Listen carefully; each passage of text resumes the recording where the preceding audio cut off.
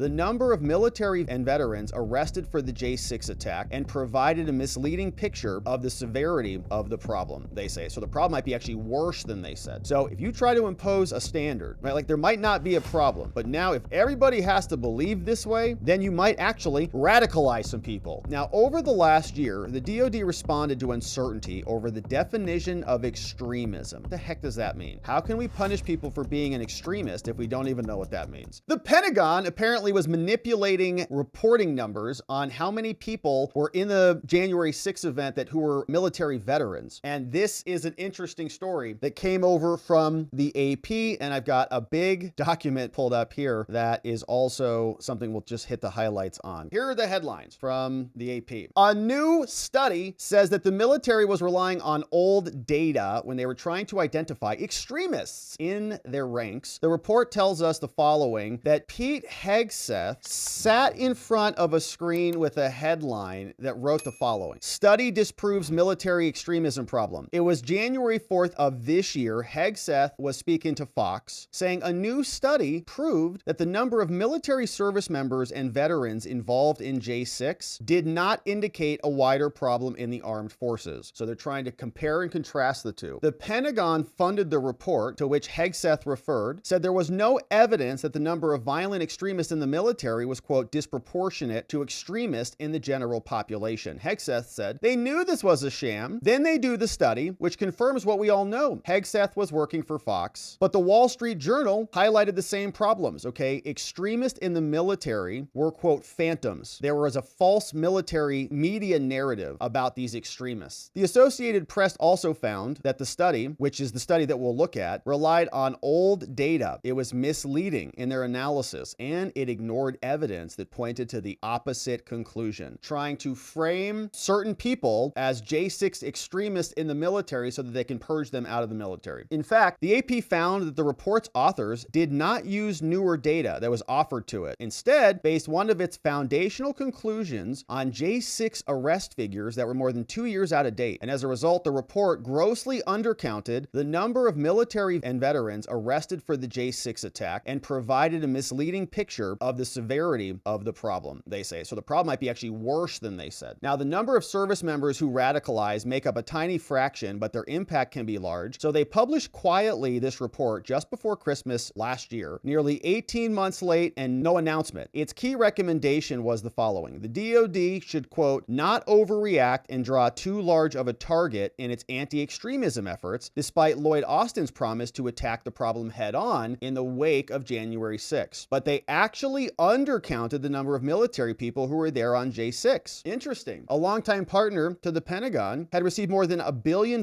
in contracts, but the number of arrestees with military backgrounds nearly tripled. Okay, we had veterans there who got abused by our government. The report states that its research was conducted from June 21 to June 22. The number of active military arrested had grown by nearly 50%. But the report was published a year and a half later. The people who attended that were not reported. That has since grown to 18%. But the 199-page report conceded that there's some indication that the radicalization numbers in the veterans community could be slightly higher and maybe growing. This is interesting. So it sounds like they're trying to downplay the number of the arrests that occurred. Even though that number is thought to be an undercount, he noted the military uses administrative discharges to quietly remove extremists from the ranks. Such cases do not show up in START's data because the military does not release information about them. Jensen, who was consulted for its report, is cited in 24 times, says using the J6 data alone, even if calculated correctly, was not a valid approach to measuring extremism. J6 is an absolutely terrible event to use to try to estimate how much extremism is in the military. The observation is underscored by records obtained by the AP. One complaint filed to the DoD whistleblower hotline expressed an interest in heading to J6, but says, I can't, I'm in the military. Bad data, false assertions. So the point is, they just make stuff up and they write reports to serve themselves. Here is what the report looked like. They say on February 5th, Lloyd Austin issued a memo directing a one-day stand down to talk about extremism, remember? And this report is what they're saying is all rigged. Numbers are bad, you pulled old data, all sorts of things. On April 9th, the secretary issued a second memo directing immediate actions to counter extremist activities in the department and establishing a working group to implement those actions and develop additional recommendations. And this is right in the aftermath of COVID, right? So Biden just took over and they're mandating jabs all over the place, all sorts of stuff. One of the immediate actions actions called for by April 9th was an independent study on extremist behavior in the force. And this Institute for Defense Analysis got the study. The objective was to gain greater fidelity on the scope of the extremist ideologies and people who are extremists in the military, identify the sources of those ideologies, and prevent and counter and neutralize those extremists. The teams built a library of governance documents. They did 57 interviews, 100 officials. They visited geographically diverse Marine Corps installations and more. Now, they say there are many forms of extremist ideologies and motivations. The academic literature describes left-wing, right-wing, single issue, politico, religious extremism. There's ethnic, racial, anti-government, anti-authority, animal, environmental, abortion, terrorist, all sorts of things. So we have to follow the Constitution, and we found no evidence that the number of violent extremists in the military is disproportionate to the U.S. No evidence of violent extremist behavior by DoD civilians. The participation in violent extremist activities of even a small number of individuals, however, could present a risk. So there is no real extremism problem, but the people that we do have could be a problem. The DoD has used a wide variety of terms and phrases to describe prohibited conduct. In the absence of a clear message, we don't know what could be considered extremism. We found reason to believe that the risk to the military from widespread polarization may be a greater risk than radicalization of a few service members, okay? So if you try to impose a standard, right, like there might not be a problem, but now if everybody has to believe this way, then you might actually radicalize some people. Go figure. They figured it out. For this reason, the recommendations focus more on steps that could be taken to address the underlying extremist behavior than to punitive responses for other behavior. The department recently published an improved definition of extremist activities. However, other DoD and military and other service policies contain language that have not developed a clear guidance. The IDA recommends the DoD take steps to make sure the new definition is consistent so you guys actually know what extremism is. Develop your core values, respect, duty, honor, mission, and more. You could also support service members by expanding on these threats and more. Now, over the last year, the DoD responded to uncertainty over the definition of extremism. What the heck does that mean? How can we punish people for being an extremist if we don't even know what that means? The revised extremism standard is much improved, published on December 20th, 2021. Here is a comprehensive definition of prohibited extremist activities. The new definition includes 4 types of actions that constitute prohibited extremist activities when they have the objective of promoting several categories of improper or illegal objectives. So these are illegal objectives in this column. These are the actions, the activities. So if you're advocating, engaging in, if you're supporting, or if you're encouraging any of these, you're an extremist. Unlawful force or unlawful violence or other illegal means, so any other illegal means, to deprive anyone of their rights under the laws of the United States, or unlawful force or unlawful violence to achieve goals that are discriminatory, political, or ideological. Okay, so they're crisscrossing those. Other illegal means, so don't break the law. Terrorism, the overthrow of the government or any subdivision. Extremism, military, civilian, or contractor personnel to disobey lawful orders and regulations to disrupt the military. And then this one, widespread unlawful discrimination based on race, color, national origin, religion, sex, including pregnancy, gender identity, or sexual orientation. See, that's the one. So if you're advocating for widespread unlawful discrimination, see that? If you're advocating for that. So what does that even mean? Now, here's a schematic of this. So they also diagrammed this out. Says, here's another thing. So to zoom out, we add another layer to this. So these were the prohibited types of activities in conjunction with the action step. But also, if you do any of these things, advocate or engage, advocate material support, communicate military information, if you recruit or train others, if you fundraise or even make donations to, wow, create or organize or take a leadership role in, actively demonstrate or rally in support of, attend a meeting, distribute literature or other promotional materials about protecting your bathrooms or whatever, receiving material support, accessing internet sites through government computers, displaying paraphernalia, posting, liking, sharing, or retweeting. Oh my gosh! Knowingly taking any other action in support of.